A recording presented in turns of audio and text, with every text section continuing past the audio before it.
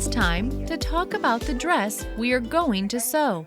Some of you may get disappointed, but others will probably be glad to hear that this dress is not yet a corset dress. This is a dress sewn after a corset-based pattern. This manual pursues the following goals. I want to show you how to sew dresses of this kind. I want you to learn to work with a corset-based pattern to get a grasp of a range of techniques which you will later employ in the making of corset garments. Corset-related patterns and techniques are also used for sewing regular, non-corset evening dresses. As a rule, they are light cocktail dresses for small parties that don't feature a corset. They can be sewn after corset patterns, though.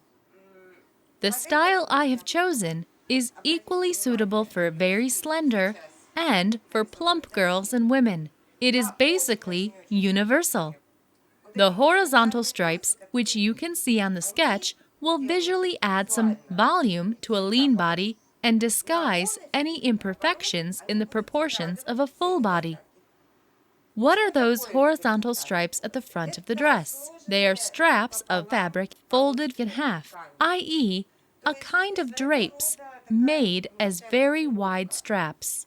Once you master the process of making such basic drapes, you will be able to learn how to work with finer, narrower drapes. I will drape the dress on the dress form. The triangular insets are pieces of decorative lace placed underneath the horizontal straps. The front neckline of the dress will be finished with a decorative bar. There will also be one shoulder strap. The decorative element on the shoulder strap is supposed to disguise the spot where the strap is attached to the dress. There will be two horizontal stripes and vertical princess seams at the back. You could also replace these vertical princess seams by darts instead of cutting the back through to the very bottom. The fabric I'm going to use is synthetic and very dry.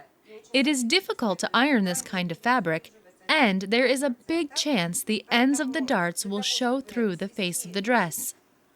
I have therefore decided to cut the dress through to the very bottom and use princess seams instead. I will install a blind zipper into the dress.